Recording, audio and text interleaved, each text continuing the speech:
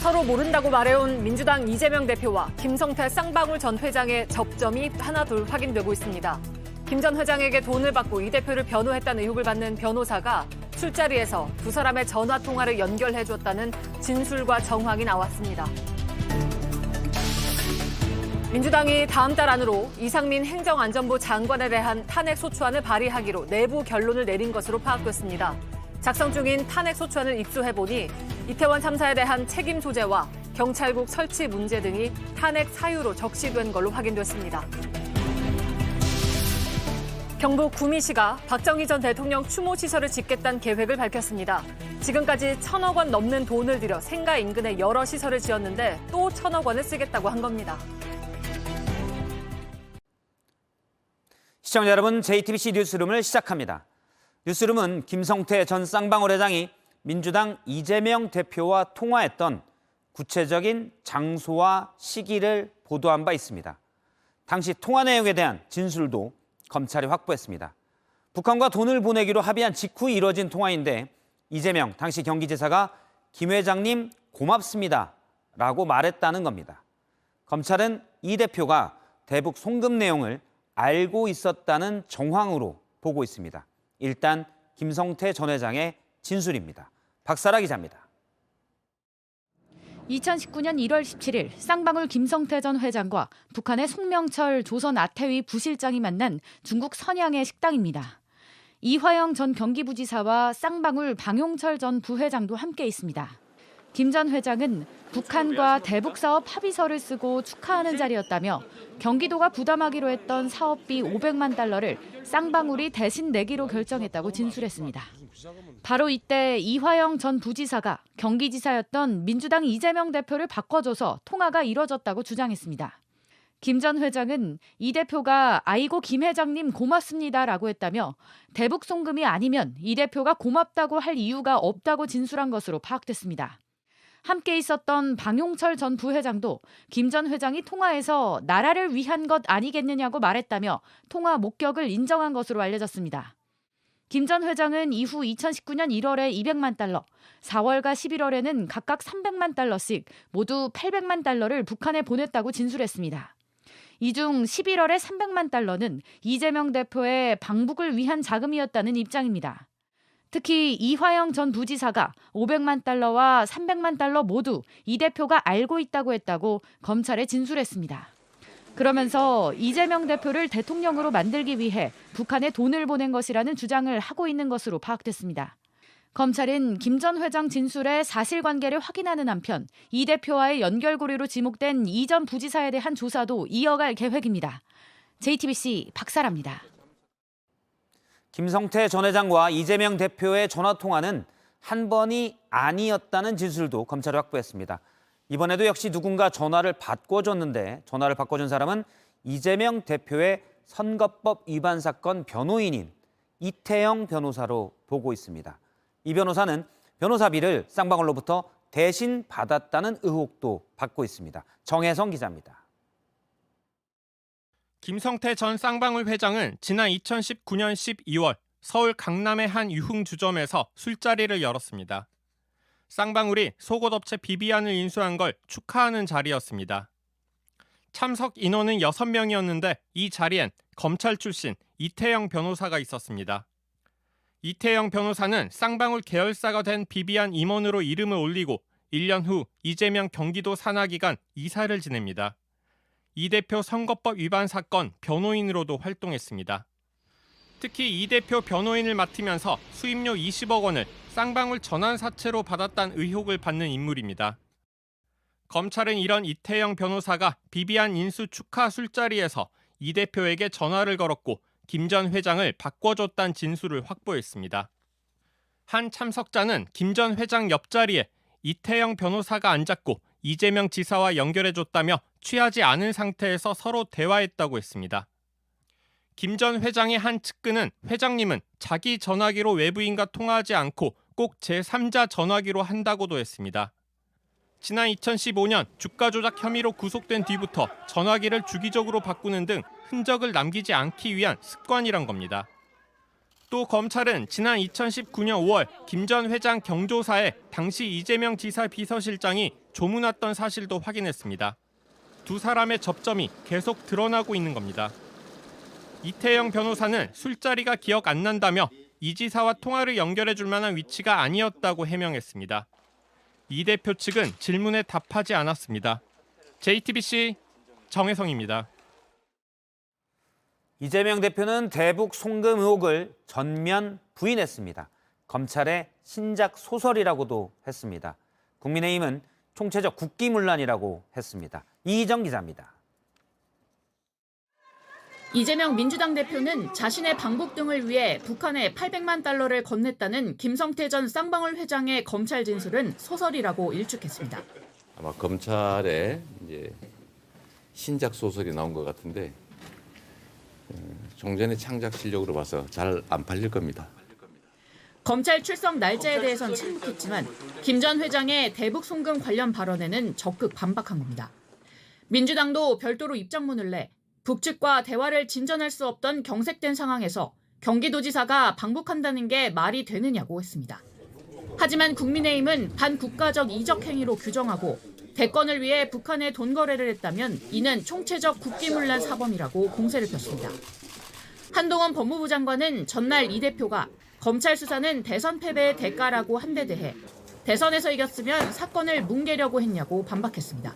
표를 더 받는다고 있는 죄가 없어지면 그건 민주주의가 아니라고 생각합니다. JTBC 이희정입니다. 민주당이 다음 달 안에 이상민 행정안전부 장관에 대한 탄핵 소추안을 발의하기로 내부 결론을 내린 것으로 파악이 됐습니다. 작성 중인 탄핵 소추안을 저희가 입수했는데 이태원 참사 책임은 물론 경찰국 설치 문제도 탄핵 사유에 포함된 걸로 확인됐습니다. 고석승 기자입니다. 민주당 지도부가 2월 임시국회에서 이상민 장관에 대한 탄핵 소추안을 발의하기로 방침을 세웠습니다. 국민의 안전을 책임지지 못하는 이상민 탄핵 저희들이 시켜낼 수 있도록 국민에게 알려드리도록 하겠습니다. 국무위원 탄핵은 직무집행에 있어 헌법이나 법률을 위반했을 때 가능합니다. 민주당이 작성 중인 46쪽 분량의 탄핵 소추안 초안을 입수해 살펴봤습니다. 이 장관이 이태원 참사와 관련해 적절한 조치를 하지 않아 국가의 국민보호 의무를 명시한 헌법과 재난안전법을 위반했다고 판단했습니다. 국회에 출석해 행안부는 유족 명단과 연락처를 가지고 있지 않다고 한 발언 등도 국회 증언감정법을 위반했다고 봤습니다. 또 법 개정 없이 시행령만으로 경찰국을 설치한 것도 헌법과 정부조직법을 위반했다는 게 민주당 판단입니다. 민주당은 다음 달 2일 의원총회 등을 거쳐 탄핵소추안 구성과 향후 일정 등을 확정하기로 했습니다. 재적의원 과반이 찬성하면 탄핵안은 통과되기 때문에 169석 민주당 단독으로 가결이 가능합니다. 탄핵안이 가결될 경우 이 장관의 직무는 곧바로 정지되고 헌법재판소가 탄핵 여부를 최종 결정하게 됩니다. JTBC 고석승입니다. 국가가 세월호 참사의 책임을 지고 희생자 유가족에게 배상을 해야 한다는 법원의 판결이 오늘 확정됐습니다. 7년 넘는 법정 공방 끝에 법무부가 상고를 포기하면서입니다. 한민용 기자입니다. 판결이 확정된 건 소송이 시작된 지 7년 4개월 만입니다. 2015년 세월호 희생자 118명의 유가족은 정부의 보상금을 거부하고 손해배상 소송을 제기했습니다. 참사의 책임이 국가에 있다는 걸 판결문에 남기기 위해서였습니다. 1심 법원은 국가의 책임을 인정하며 한 가족의 평균 6억 원씩 모두 723억 원을 배상하라고 판결했습니다. 법무부는 항소를 포기했지만 유족들은 국군 기무사령부가 불법 사찰한 책임 등을 추가로 묻기로 했습니다. 이번 달 있던 2심 선고에선 이를 인정해 배상액을 868억 원으로 늘렸습니다. 그리고 오늘 법무부는 판결에 따르겠다며 상고를 포기했습니다. 세월호 참사에서 국가가 잘못이 있다는 것이 명확히 확인된 이상 신속히 재판을 종료해서 4.16 세월호 참사 가족협의회는 윤석열 대통령이 직접 국가의 책임을 인정하고 공식 사과해야 한다는 입장을 밝혔습니다. JTBC 한민용입니다. 배의 무게중심을 잡기 위해 싣는 바닷물을 평형수라고 합니다. 그런데 원전 사고가 있었던 후쿠시마 인근 바닷물로 채워진 평형수가 우리나라에서 배출된 사실이 확인됐습니다. 정부는 방사능 수치를 다 검사했고 문제 없었다고 하는데 자세한 내용 김나한 기자가 취재했습니다. 최근 5년 5개월 동안 일본 후쿠시마현 인근 평형수를 싣고 출발한 화물선들이 우리나라 항구까지 들어와서 그대로 배출했습니다. 후쿠시마현을 포함해 지바현, 이바라키현, 미야기현 등 모두 6개 현에서 싣고 온 평형수로 321만 톤이나 됩니다. 정부가 오염 가능성이 있다고 보는 후쿠시마현과 미야기현에서 온 배도 37척, 약 12만 톤의 평형수를 내보냈습니다. 일본 배는 물론 우리나라 국적 화물선도 포함되어 있습니다. 해양수산부는 2021년 8월부터 이 두 현에서 오는 배들은 우리 해역에 들어오기 전에 평형수를 모두 교체하도록 했습니다. 다만 평형수를 교체하지 않았더라도 입항을 막지는 않았는데 그동안 전수검사에서 우리 바닷물과 비슷한 수준의 방사능 수치만 나왔다고 설명했습니다. 물론 일본 정부가 원전으로 스며들고 있는 지하수랑 빗물을 통제하고 있다고 하지만 사실 모든 걸 다 통제할 수 없거든요. 평형수를 교체한 배들은 표본을 뽑아 조사하는데 이것도 전수조사로 바꿔야 할 필요가 있습니다. JTBC 김나한입니다. 대부분의 실내에서도 이제 마스크를 안 써도 되면서 마스크 만드는 업체들은 시름이 깊습니다. 마스크가 모자랄 때는 생산을 독려하던 정부가 폐업 위기에 몰린 지금은 별다른 지원을 해주지 않는다는 목소리가 나옵니다. 김도훈 기자가 보도합니다. 경기도 시흥의 한 마스크 제조업체입니다. 원래 의료기기를 만들었던 곳인데 코로나가 확산되자 마스크도 함께 생산했습니다. 하루 최대 3만 장까지 만들 수 있는 마스크 기계입니다. 2020년 말까지만 해도 전부 가동을 했는데 지금은 마스크 수요가 줄면서 한 달에 일주일 정도만 가동을 하고 있습니다. 그 사이 이 업체의 마스크 월 평균 생산량은 300만 장에서 30만 장으로 크게 줄었습니다. 한참 그 마스크 생산할 때는 그 일용 근로자 포함해서 20명에서 25명 정도 근무를 했었는데 지금 같은 경우는 이제 5명이 근무를 하고 있고요. 판매량이 줄면서 재고는 늘어갑니다. 이 업체에 쌓여있는 마스크 재고는 약 40만 장, 2달치 분량에 이릅니다. 임대료와 인건비 등 유지 비용이 버는 돈보다 더 많이 드는 상황. 한 달에 한 2, 3천만 원 정도는 적자가 계속 나고 있는 상황입니다. 기존에 있는 거래처에서 나가는 물량을 또 그 약속은 지켜야 되기 때문에 폐업할 수도 없는 상황이고요.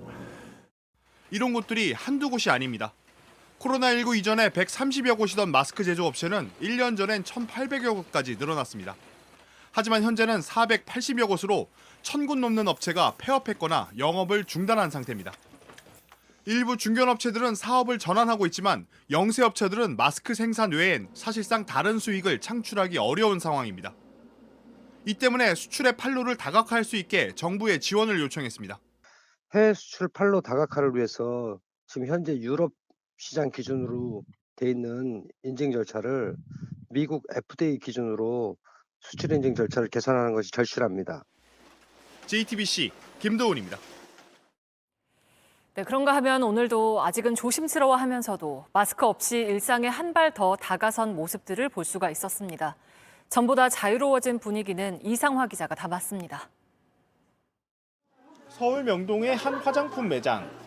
마스크를 벗고 시제품을 사용해 보려는 이들로 붐빕니다. 예전에는 테스트 못 해가지고 손등에밖에 테스트 못 했었는데 손등에도 했던 거를 다 이제 얼굴에도 직접 해보고 해서 여러 가지 7, 8 제품 다 테스트 해볼 수 있었던 것 같아요. 실내 마스크 착용 의무가 사라지면서 얼굴에 특히 신경을 쓰게 된 겁니다. 실제 최근 한 백화점의 색조 화장품 매출은 전년 동기 대비 50% 늘었습니다. 식품업체가 운영하는 한 팝업 스토어도 더 편하게 찾는 공간이 됐습니다. 마스크를 마음대로 벗고 음식을 먹을 수 있기 때문입니다. 이런 걸 즐길 수 있는 상황이 된 게 더 좋은 것 같아요. 네. 좋았어요. 피부과와 성형외과 예약도 부쩍 늘었습니다. 좀 급하게 오시는 분들은 확실히 있으시고요. 이제 마스크 해제가 이제 이번 주부터 시작이 됐는데 2, 3주 전부터 갑자기 이제 피부과를 정말 오랜만에 거의 남녀노소 다 많아지신 것 같아요. 대형마트에서도 코로나 이전 수준으로 시식 행사가 확대되고 있습니다.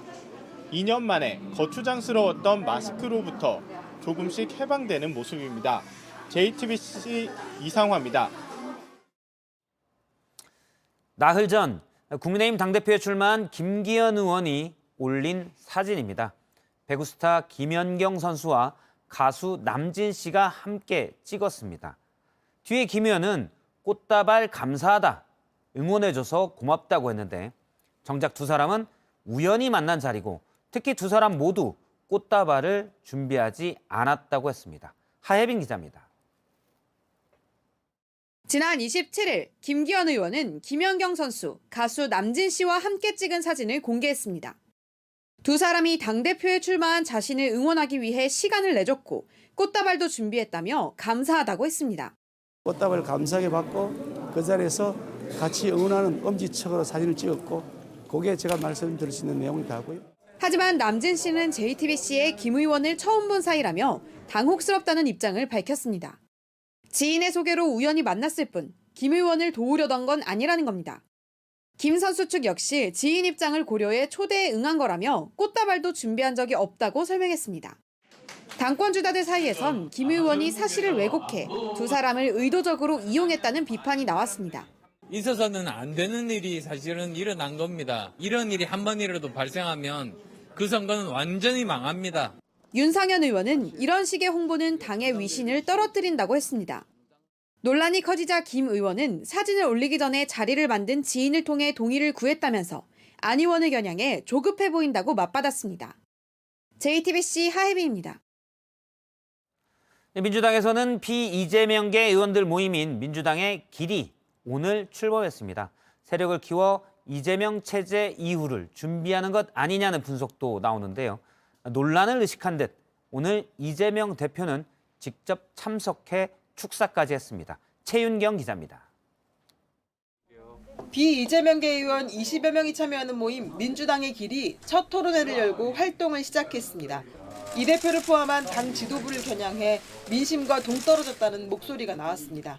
우리가 민심의 바다를 항해하고 있는데 국민들은 정말 싸늘하게 우리 민주당에 대해서 뭔가 기대를 버리는 그런 분위기인 것.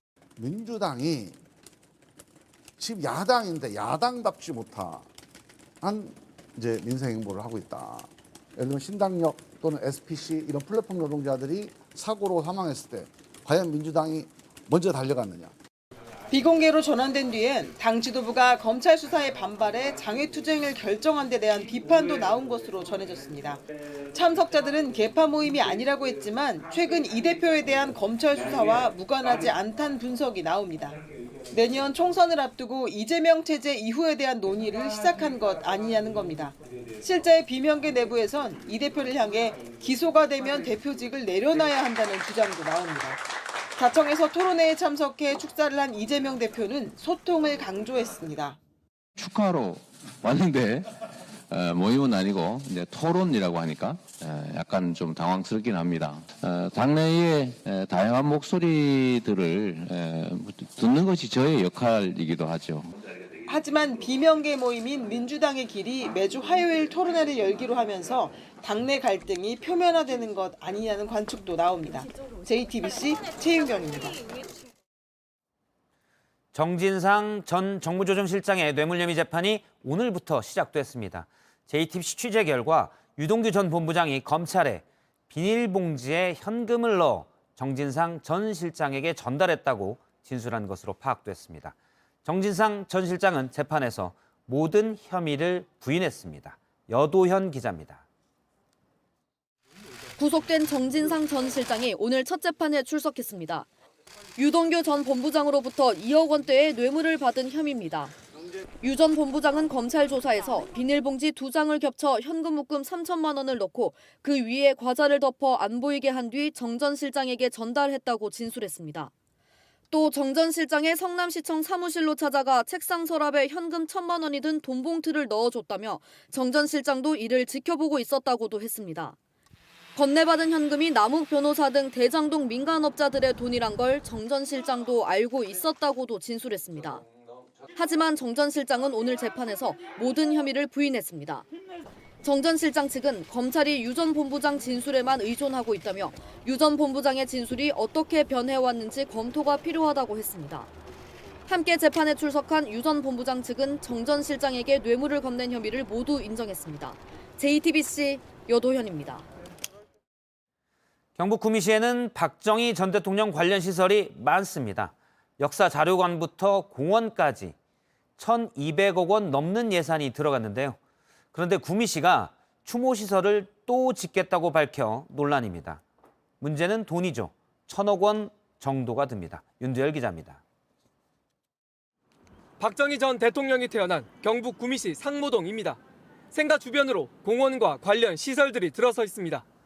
1,000억 원이 넘는 돈을 들여 만든 겁니다. 생가 바로 옆 민족증후관은 59억 원이 들었고 주변 공원 만드는데 77억 원, 역사자료관 짓는데 159억 원을 썼습니다. 그 옆엔 새마을 운동을 주제로 한 공원이 있는데 이건 907억 원을 투입했습니다. 공원 한가운데는 이렇게 박정희 전 대통령 동상이 우뚝 서 있습니다. 이 동상 만드는데도 17억 원이 들었습니다. 이거 건립하는데도 말이 좀 많았고 시민들 더 여생활할 수 있는 그런 공간이 더 낫지 않을까. 그런데 구미시가 1,000억 원을 들여 추모시설, 숭모관 건설을 추진하겠다고 밝혔습니다. 찾는 사람은 많은데 기존 추모관이 좁아 불편하다는 겁니다. 200분 정도 오시고 주말에는 이제 300명이 400명 정도. 생가 주변 전체를 관광 명소로 만들겠다고도 했습니다. 이런 소식이 알려지자 구미 지역 소셜미디어엔 비난이 쏟아지고 있습니다. 주민들 공론화 과정을 밟아야 됩니다. 1,000억을 더 쓰겠다. 어느 서민들이 찬성하겠습니까? 구미시는 조만간 5천만 원을 들여 건설 용역을 진행할 계획입니다. JTBC 윤두열입니다. 58년 전 전차 안에서 헤어졌던 남매가 다시 만났습니다. 전국에 전단지를 붙이고 방송에 나가 찾았어도 못 찾았는데 DNA 대조기술이 발달하면서 1년여 만에 찾았습니다. 김한수 기자가 취재했습니다. 서먹한 인사를 나누더니 부둥켜 안고 눈물을 흘립니다. 지난 1965년 당시 8살과 6살에 불과했던 장일한, 장경인 자매는 서울 시내의 전차 안에서 엄마 손을 놓쳤습니다. 그동안 큰언니와 오빠는 방송에도 2차례 출연해 동생들을 찾았습니다. 그러나 행방이 묘연했습니다. 생방송 해갖고요. 사진 다 나가고 그거 해갖고 내가 연락이 안 오니까. 지난 2021년 마지막이라는 심정으로 경찰서를 찾았습니다. 동생의 빛바랜 사진 한 장을 내밀며 장기 실종 신고를 냈습니다. 그 사이 어머니가 세상을 떠났습니다. 수개월 뒤 경찰에 전화 한 통을 받았습니다. 아동권리보장원에서 유전자가 비슷한 사람을 찾았다는 소식이었습니다. 다른 이름으로 살던 자매가 가족을 만나는데 58년이 걸렸습니다. 엄마 소리 나도 못하는 게 죄송했는데 그래도 언니하고 오빠가 있어서 든든하고. JTBC 김한수입니다. 수도권에 돈이 되는 진료 과목이 아니면 의사가 부족하다는 문제를 계속 지적해 왔는데요. 정부가 오늘 대책을 내놨습니다. 필수 의료에 대해서 수가를 올려준다는 게 핵심인데 의대 정원 확대는 빠졌습니다. 윤영탁 기자입니다. 농사를 짓다 다리를 다쳤는데 근처에는 공공의료원조차 없었습니다. 1시간 넘게 걸려 대전이나 청주까지 가야 합니다. 덜 불편한 사람들이 나눠서 운전해주고 뭐 품앗이 하는 형식으로 하고 그러죠. 정부가 대책을 내놨습니다. 휴일이나 야간에 응급수술을 하거나 광역시 이외 지역의 산부인과에도 지금의 최대 3배까지 돈을 더 주기로 했습니다. 어린이 전문병원 지원도 더 올리고 소아 응급 환자를 거부하면 평가 점수를 깎기로 했습니다. 필수 의료 기반 강화는 국민의 생명과 직결된 필수 의료에 대한 접근성과 의료의 질을 제고하기 위한 정책 방향이며 의대 정원을 늘리는 건 아직 합의가 안 됐습니다. 그래서 진료 공백이 심각한 지역은 여러 병원을 묶어 돌아가면서 당직 근무를 하겠다고 했습니다. 의료진 처우 개선도 어떤 방식으로 할 것인지에 대한 것들은 이제 뭐 너무나 좀 간략적으로 제시되어 있기 때문에 또 재정 대부분을 건강보험에서 충당하고 국고 지원을 받겠다고 했지만 규모가 얼마나 될지 구체적인 지원 대상이나 범위는 밝히지 못했습니다. JTBC 윤영탁입니다. 국내 한 방송국 자회사 간부가 직원들에게 폭언을 한 혐의로 노동부와 경찰 조사를 받고 있습니다. 그런데 애초에 이를 신고한 피해자에게 노동부가 신고자들도 나중에 가해자가 될 수 있다는 취지로 말했다고 합니다. 최연수 기자입니다. 한 방송국자 회사의 디자이너 A씨는 2021년 10월 간부가 다른 직원에게 자신을 언급하며 욕설을 한 사실을 알게 됐습니다. 라는 모욕을 당하고 그거를 우리한테 전해주라고. 또 다른 직원 B씨는 간부가 자신을 두고 정신이 온전치 못해 일을 제대로 못했다라고 말한 사실을 전해 들었습니다. B씨는 업무 스트레스로 공황장애를 앓고 있었다고 합니다. 지병에 대해서 알려드리고 비밀을 지켜달라는 약속을 받았어요. 직원에 대해서 죽여요, 가서 죽여라는. 직장 내 성희롱 피해를 입은 또 다른 직원에게는 공과 사를 구분해야 한다며 가해자와 함께 업무하도록 지시했는데 피해자의 반발로 이루어지지 않은 일도 있었습니다. 지난해 8월 직원들은 회사에 직장 내 괴롭힘 신고를 했습니다. 조사를 맡은 외부 업체는 부적절한 언행이 있었지만 정신적인 고통을 줬다고 보기엔 무리가 있다라는 의견을 냈고 회사는 무혐의 처분을 했습니다. 직원들은 이번엔 노동부와 경찰에 신고했습니다. 그런데 근로감독관은 신고자들도 나중에 가해자가 될 수 있다는 취지의 말을 했다고 합니다. 저랑 이 만만치 않은 사람들이라 앞으로 권력을 가지게 되면 어떻게 될 것 같냐라고 하셨다. 그러니까 뭐 그런 것도 이제 아무런 생각 없이 한 건데 뭐 그렇게 들으셨다면 뭐 유감이고요. 취재진은 해당 간부의 입장을 듣기 위해 수차례 연락을 취했지만 답을 듣지 못했습니다. 다만 진상조사 과정에서는 욕설을 한 것은 신고인이 하극상을 주도해 울분이 터져서였고 지병을 언급한 게 아니라 정신없이 바쁜 상황을 의미한 것이었다고 해명했습니다. 또 성희롱 사건인 줄은 몰랐다고 했습니다. 해당 간부는 사의를 표명한 가운데 방송사 측은 노동청 조사에 성실히 임하겠다고 밝혔습니다. JTBC 최연수입니다. 파키스탄의 한 이슬람 사원에서 자살 폭탄 테러가 발생해서 지금까지 100명 가까이 목숨을 잃었습니다. 피해자 대부분이 경찰인 걸로 확인됐는데 줄곧 경찰을 노려왔던 파키스탄 탈레반이 배후로 지목되고 있습니다. 홍지용 기자입니다. 사원 벽면이 뻥 뚫렸고 건물 잔해가 사방에 깔렸습니다. 부상자들이 끊임없이 들것에 실려 나옵니다.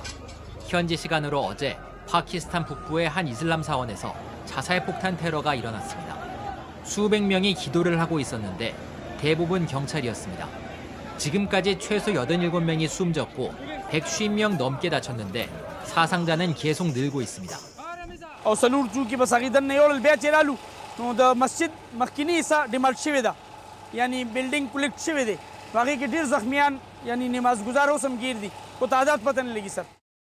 경찰본부가 가까이 있어 치안이 잘 갖춰진 이 지역에 테러범이 어떻게 침투했는지 당국은 조사에 나섰습니다. 셰바즈 샤리프 총리는 성명을 내고 배후 세력에 엄중히 대응하겠다고 경고했습니다.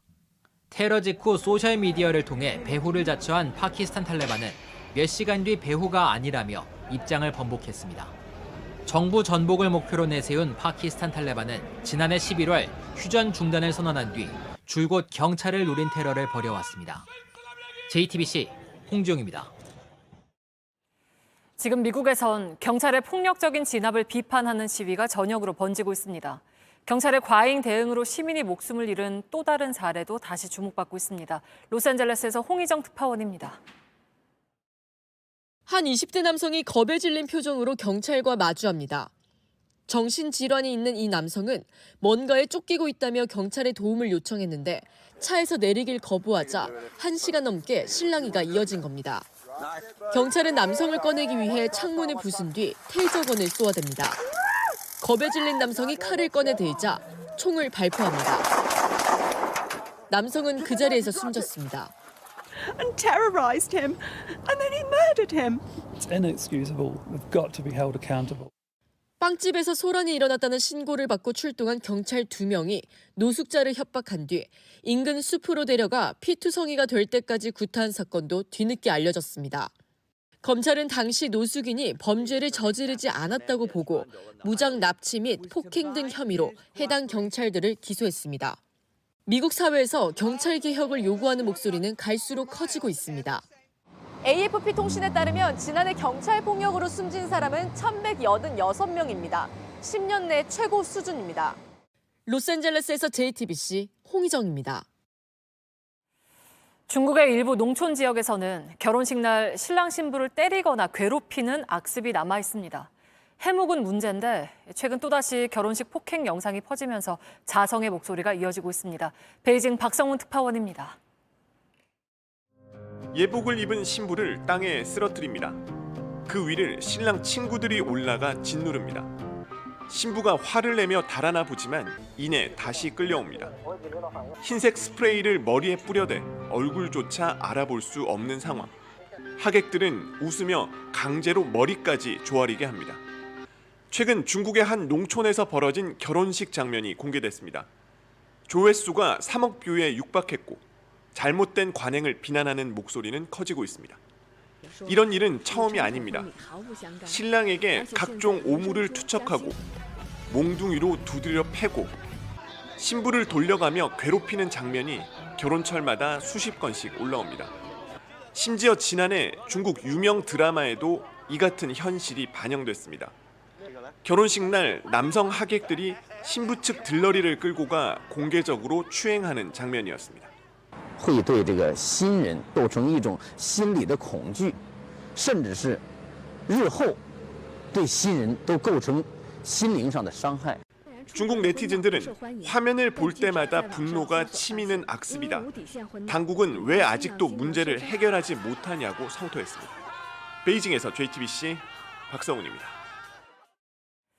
새로 나온 차 중에 어떤 차가 가장 안전한지를 국토교통부가 해마다 평가해 왔습니다. 이번엔 어떤 차가 1위에 올랐을까요? 모바일 이슈 시작합니다.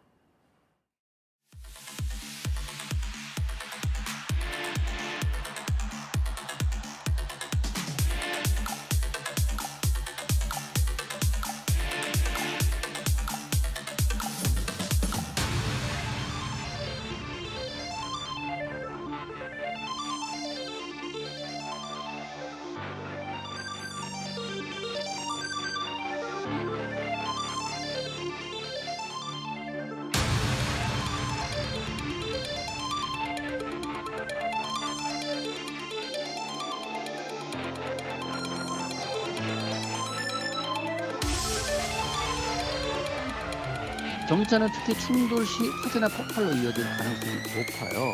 차량을 구입할 때는 충돌 안전성을 주의 깊게 살펴보아야 하고요. 전기차 배터리는 차량 아래 쪽에 집중적으로 장착되어 있기 때문에 앞으로는 후년 충돌 테스트하면서 배터리 안전전을 확보할 수 있도록 추가적으로 필요했던 때입니다.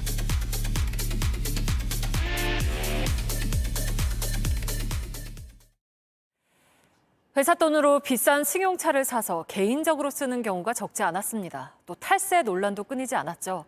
겉으로 보기에 법인차인지 아닌지 알 수가 없어서 적발하기가 쉽지 않았는데 앞으로는 눈에 확 띄게 됩니다. 어떻게 달라지는지 정희윤 기자입니다. 3년 전 한 대학생이 소셜미디어에 올렸던 영상입니다. 유흥가를 누비는 슈퍼카와 줄지어 늘어선 고가 차량들. 당시 국세청이 조사해보니 아버지 회사 돈으로 산 차였습니다. 이른바 무늬만 회사차였던 겁니다. 법인차로 등록하면 구매비와 유류비 등을 경비로 인정받아 기업이 내야 할 세금을 줄일 수 있습니다. 이렇다 보니 법인차를 구입해 사적으로 몰래 쓰는 경우가 적지 않았습니다. 최근 5년간 판매 통계를 보면 4억 원을 초과하는 차량 10대 중 9대 가까이가 법인 차량이었습니다. 하지만 겉으로 표시나지 않아 적발이 쉽지 않았습니다. 앞으로는 달라집니다. 국토부는 이르면 올해 7월부터 법인차에 녹색 계열의 전용 번호판을 부착하기로 했습니다. 법인과는 관련이 없는 지역이나 용도로 사용되는 그러한 경우들이 나타났기 때문에 고유 번호판을 달게 된 거죠. 눈에 띄기 좋아서 그렇습니다. 기존 법인차의 경우엔 녹색 번호판을 바꿔 달아야 여러 세제 혜택을 받을 수 있습니다. JTBC 정희윤입니다. 피자를 배달하다가 옆집 택배를 훔친 20대가 경찰에 붙잡혔습니다. 옷 속에 상자를 숨겨가는 모습이 CCTV에 찍혔습니다. 강바들 기자입니다. 피자 상자를 든 배달원이 계단으로 올라옵니다. 피자를 시킨 집 쪽으로 걸어가는데 시선은 옆집 문 앞에 놓인 택배 상자를 향합니다. 잠시 뒤 쳐다보던 상자를 집어 옷 속에 넣으면서 계단을 내려갑니다. 기다리던 택배가 오지 않자 알아보던 피해자는 집 앞에 설치한 CCTV를 확인하다 이 모습을 발견했습니다. 직접 배달하고 그다음에 바로 나오면서 박스 배에다 숨겨서 나갔더라고요. 어이가 없죠. 신고 1시간 만에 경찰이 배달원을 찾아 자백을 받았지만 피해자는 물건도 사과도 받지 못했습니다. 상자에 들어있던 건 커피 캡슐 100개, 6만 9천 원어치였습니다. 이미 까서 하나를 먹었다고 그러더라고요. 갖고 와서 사과부터 해라라고 했는데 걔가 일이 바쁘다는 핑계로 밤늦게나 새벽분이 안 될 것 같다고. 경찰은 절도 혐의로 입건한 배달원을 조만간 불러 추가 범행이 있는지 등을 조사할 계획입니다. JTBC 강버들입니다. 우크라이나 침공에 동참할 수 없다면서 우리나라에 온 러시아인 5명이 인천공항에서 몇 달째 머물고 있습니다. 난민 심사를 거부당해서 노숙을 하고 있는 건데 유엔 난민기구가 이 문제에 대해서 JTBC에 처음으로 입장을 밝혀왔습니다. 신진 기자가 전해드립니다. 평범한 대학생부터 자식을 둔 아버지까지 지난해 가을 푸틴은 시민 30만 명을 전선에 보냈습니다. 시민들은 명분 없는 사륙에 동참할 수 없다며 거리로 나왔고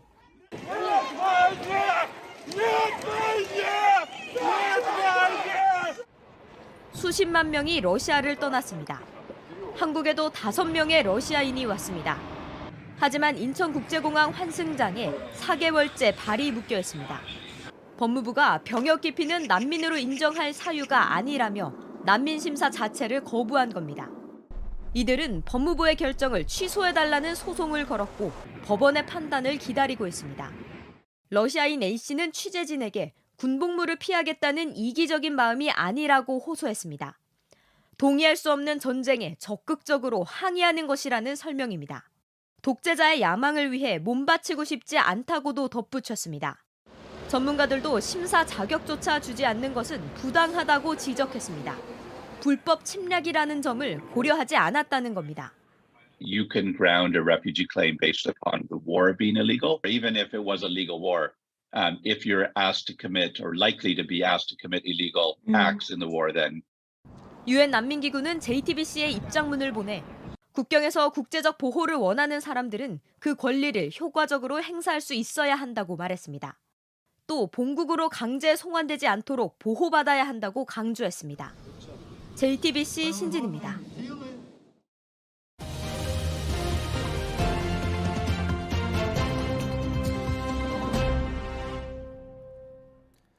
어제 급하게 열린 국무회의. 핵심은 난방비 지원이었습니다. 들어보겠습니다. 유례 없는 한파로 어려움을 겪고 계신 취약계층 국민들의 부담이 조금이라도 덜어지길 바라는 마음에서 신속하게 내려진 에너지 바우처와 가스비 할인 등으로 취약계층 약 160만 가구에 1,800억 원을 지원합니다. 기존에 발표했던 안인데 이번에 승인이 난 거죠. 가구당으로 보면 약 11만 원입니다. 난방비 폭탄에 신속한 대응은 좋은 일입니다. 다만 정말 부담을 조금 덜었습니다. 그러면 이제 조금이 아닌 걸 보겠습니다. 지난해 있었던 세제 개편에 따른 세수 감소액입니다. 연평균 약 13조 원. 주로는 법인세와 소득세가 크게 줄었고 종부세도 꽤 줄었습니다. 야당은 부자 감세라고 했지만 대통령은 경제 활력을 제고하기 위한 것이라고 했습니다. 물론 미래를 위한 투자도 필요합니다. 감세도 투자의 한 방법일 수 있습니다. 문제는 하나만 맞고 다른 것은 틀린 양자택일이 아니라 우선순위, 즉 배분의 문제입니다. 지금 당장 추위를 견디고 생존을 걸어야 하는 취약계층과 미래 성장 동력을 위한 감세. 각자의 조금을 어떻게 구체적으로 나눌 것인지. 이쯤에서 대통령의 시정연설을 다시 들어보겠습니다. 경제가 어려울수록 더 큰 어려움을 겪는 사회적 약자를 보호하는 것은 국가의 기본적 책무입니다. 국가의 기본적 책무. 1월은 더 추웠습니다. 2월의 고지서는 그래서 더 두렵습니다. 당정이 추가 대책을 내놓겠다고 했는데 지켜보겠습니다. 다시 보기였습니다.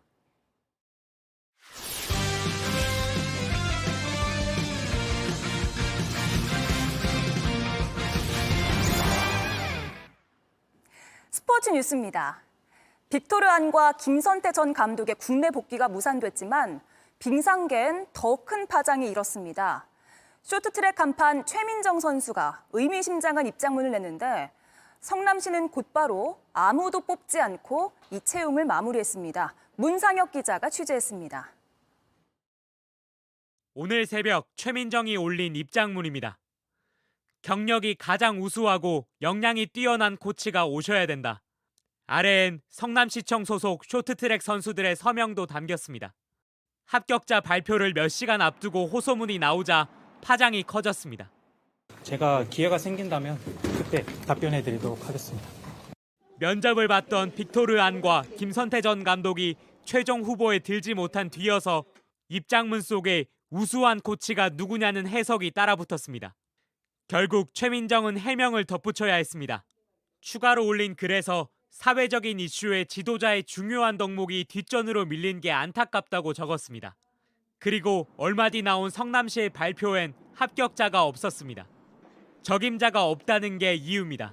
안타깝죠. 적임자가 없음보다는 그냥 뽑지 않은 걸로 저는 생각이 들거든요. 시끄럽기 때문에. 성남시가 여론과 선수들 사이에서 갈피를 못 잡은 걸로 보이는데 피해는 나머지 지원자들이 입게 됐습니다. 조금 기분이 좋지는 않았어요, 솔직히. 자기 인생을 걸고 어쨌든 지원을 한 건데. 성남시는 코치직 채용을 무기한 연기하기로 했습니다. JTBC 문상혁입니다. 엄청난 속도로 맨몸의 거북선이 얼음 위를 달립니다. 최근 세계대회에서 메달을 딴 스켈레톤 에이스 정승기입니다. 유럽에서 짜릿한 질주를 이어가고 있는데 최하은 기자가 화상으로 만났습니다.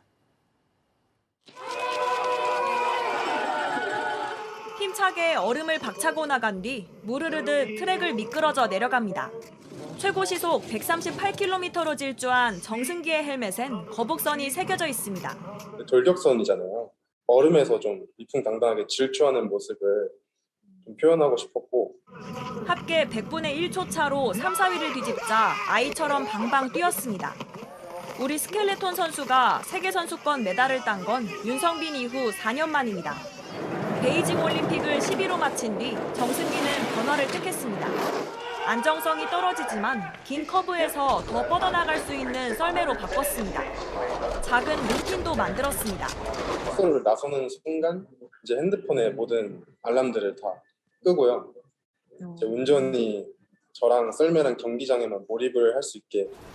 빠르게 적응해 올 시즌 6차례 월드컵에서 3번 시상대에 올랐습니다. 4차 대회 땐 세계 랭킹 1위만 입을 수 있는 노란 조끼를 입고 달렸습니다. 조끼를 보자마자 좀 울컥하는 마음도 있고 여태까지 노력했던 게 헛된 게 아니구나라는. 2014년 소치 올림픽을 보고 시작해 4년 뒤 평창에선 코스를 점검하는 유망주로 이젠 대표팀 에이스로 거듭났습니다. 자신감을 채운 정승기는 밀라노 올림픽 금메달을 향해 다시 뛰고 또 부딪힙니다. JTBC 최하은입니다. Eso está, venía a agarrarme que ahora sí la puede tocar, viste que se dice que no la puede tocar. 얼마나 간절했으면 트로피의 목소리가 들렸을까요? 메시가 월드컵 우승 뒤 처음으로 비하인드를 털어놨습니다. 스스로도 모든 걸 다 이뤘다고 말했는데 팬들이 보낸 축하 메시지 100만 개가 쏟아져서 인스타그램 계정이 잠시 차단되기도 했다고 전했습니다.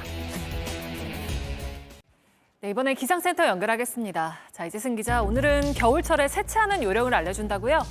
네, 요즘 날이 풀리면서 세차하시는 분들 많은데요. 자, 겨울철 세차가 필요한 이유부터 볼까요? 눈이나 비가 내린 뒤에 얼어버리면서 더러워진 상태가 쉽게 씻겨지지 않는 그런 경우가 많고요. 또 제설용 염화칼슘이 차에 묻으면 철로된 부분을 부식시킬 수가 있습니다. 자, 그렇다면 겨울 세차 시 어떤 점을 주의를 해야 될까요? 한국출장세차협회에 따르면 되도록 영하 날씨를 피하고 또 기온이 높은 정오 시간대에 하는 것이 좋습니다. 또 주행 직후에 브레이크가 뜨거운 상태에서 찬물로 세차를 하게 되면 브레이크 수명을 단축시킬 수가 있어서 주의를 해야 하고요.